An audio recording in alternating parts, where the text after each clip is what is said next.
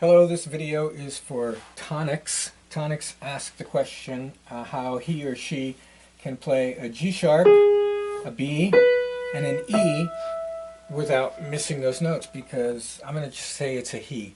He is having difficulty playing the B because I don't know why he misses the B, and when he plays the E he sometimes clips the D sharp.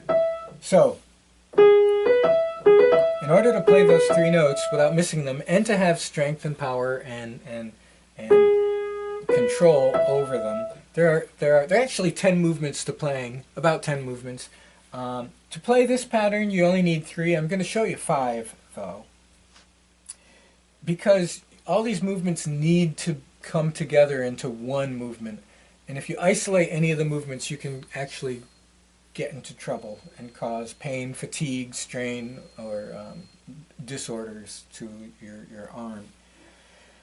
So the first movement to play, so let me tell you a couple of things not to do. First of all, never abduct your fingers. Your abductors are weak muscles and they fatigue quickly, and if you abduct your finger you can feel that your hand just naturally wants to come back together. This is how your hand wants to be, so let it be this way.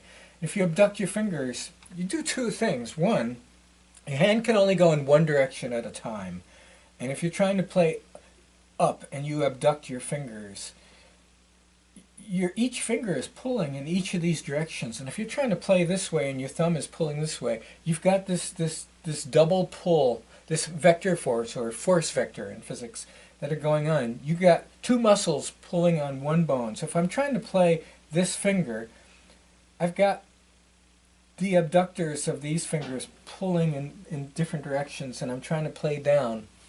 So you're using 2 or 3 muscles to play one bone, and each finger only wants to go in one direction at a time. So in order to play, you can only go in one direction at a time, and that's straight down. You want to play straight down, and you can't do that if you're doing this. The second thing wrong with this is it weakens the fingers and it makes them incoordinate. So if I'm trying to play my ring finger, it's very weak when you abduct them, because they want to be curved and they want to play straight down. But if you do this, you can't do that. Same thing with the pinky, because there's no weight behind it. If you notice, there's nothing behind this key or this finger. So in order to play that finger, you need to adjust the elbow so that the weight of the arm is behind it and this bone and tendon is aligned in a straight line. It's okay to be crooked with the piano. You should never be crooked with yourself. But you can with yourself. It's okay to be crooked with the piano. It's okay to play like this at times. So, sorry about the tuning of my piano. I just had my house re-insulated, and they did a test where they opened up my front door and sucked all the air out of the house looking for drafts. But the problem is it's 0 degrees outside, and that front door is right over there, and all of the cold air hit my piano and destroyed its tuning. So they still have to come back and do one more suction test. And after they do that I'll have my piano tuned. So sorry about the tuning. I forgot where I was. So you want to play straight down. So your pattern, those 3 notes. As I said, there are 5 movements that are happening simultaneously. The first one is the weight of the arm, gravity. If you have the alignment, you have the weight of the arm behind each key. So if I were to play a repeated note like, you notice that my arm readjusts to place each finger behind the key. There are no gymnastics that go on with the hand and the finger to get to the next key. It's the arm that moves the fingers out of the way and in place. So you got to get playing from your arm. If you're twisting your wrist, you can't do that, because now I can feel my thumb pulling this way, I can feel my wrist pulling this way, and my arm wants to play straight down, but it can't. If you twist the wrist and play with these fingers, the weight of the arm is not behind the finger. It's over here, and you're going to lack power and accuracy. So you always need to realign the elbow and the arm behind the finger. So, coming straight down on this G sharp. The next note, if you're using just the weight of the arm to play these, then you're going to be fine. There are actually 2 other movements underneath that you can't see, but Here's the weight of the arm, and that's okay. I can do that. But you want to play on the outside of the keys as much as possible. The keys are a fulcrum. If this were a seesaw, take a friend and go to a playground that has a seesaw, and sit on the seesaw. Have them sit right about here, and then you sit on the very edge. And you'll notice that you will be heavier because you're on the edge of the seesaw. But if you were to sit, they don't move, and if you were to sit in here, they would be heavier than you because you're on the inside and you have no control over the fulcrum, the weight of the fulcrum, which is this. And if you sit out here, you will be heavier because you are on the outside. So you always want to play on the outside as much as possible. So there are two ways to get out here. So you're playing the thumb down.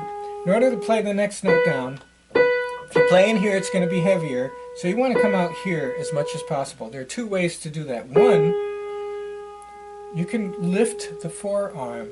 This was a method that Bach taught called carezando. If you lift the arm, notice where the finger goes. It goes out here. And that's better than in here. It's not completely out, but it's better than being in here. So it's a little bit lighter out here. So if you lift the forearm, you can play that note. The other motion is the in and out motion from the elbow and shoulder, depending on where you're going, where you're coming from, and what you're trying to do. So if you use the shoulder and elbow to play in and out, you can play that next note out here where it's light. Notice the pinky, though, is off the key, so I can't play the pinky. So I got a forward shift. I have to go back in to play the pinky.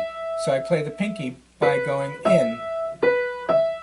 So we have down, out, down, in, down. There's another movement there too. It's called a forward shift.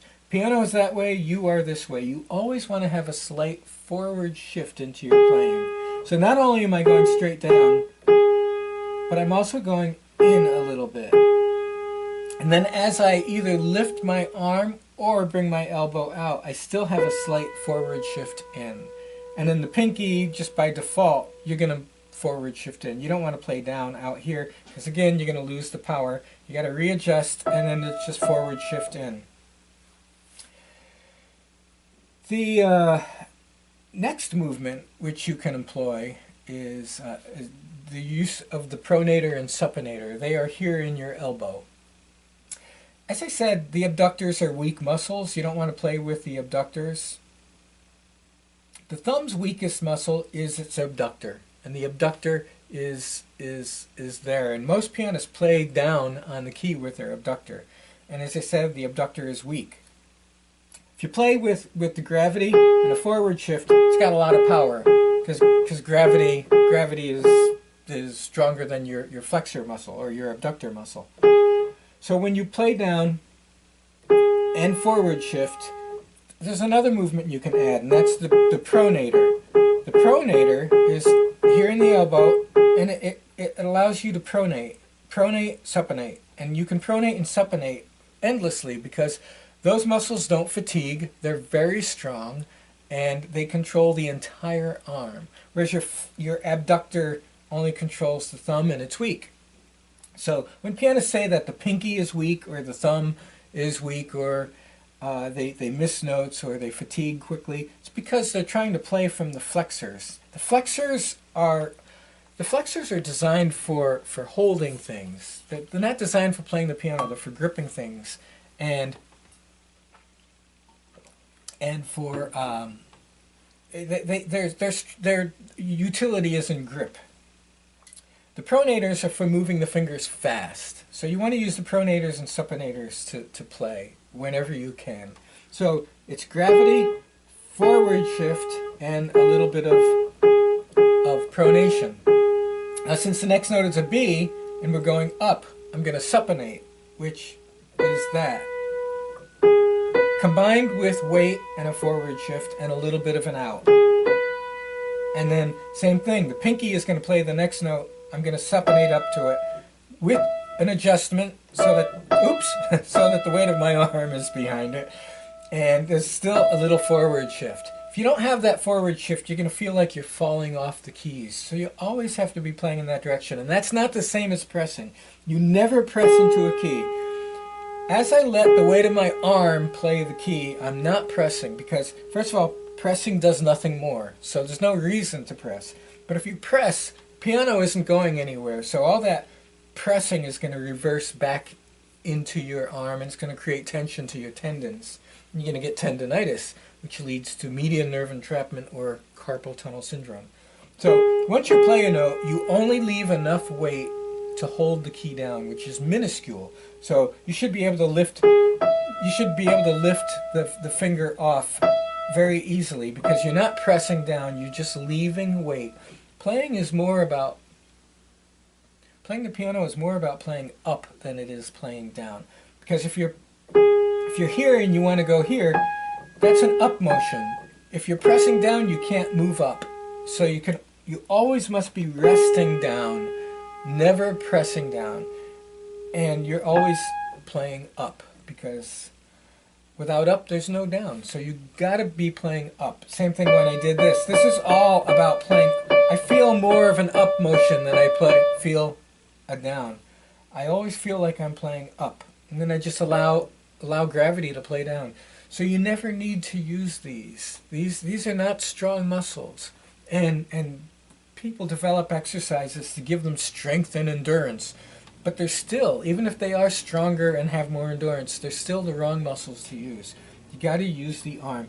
There's another movement that happens when you apply all these motions.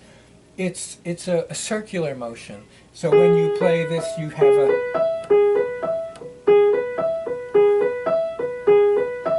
circular motion because that circle puts the alignment in place. It also gives us an up, and it also facilitates the down and a forward shift down. So I hope all this made sense. Play on the edge as much as possible. Definitely play with gravity.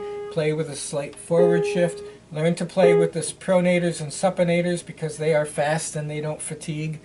And avoid stretching, avoid twisting, and avoid playing flat, and avoid playing with a still, quiet hand. I know some techniques and some teachers teach to play with a still, quiet hand. Well, no, you can't play with a still, quiet hand because your hand needs to move to these different places. And if you're isolating your hand and forcing it to be still and quiet, then you're not freeing it up to move. The fingers need to be free to move. And in order to do that, you got to use the arm.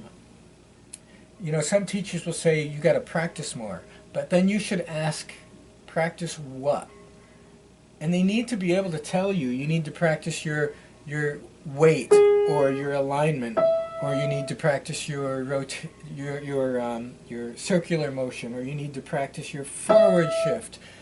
You know, if you were my student, I'd probably make you just spend 3 weeks doing nothing but finding the gravity and weight of the arm behind each finger. Oh, and not pressing and feeling the up.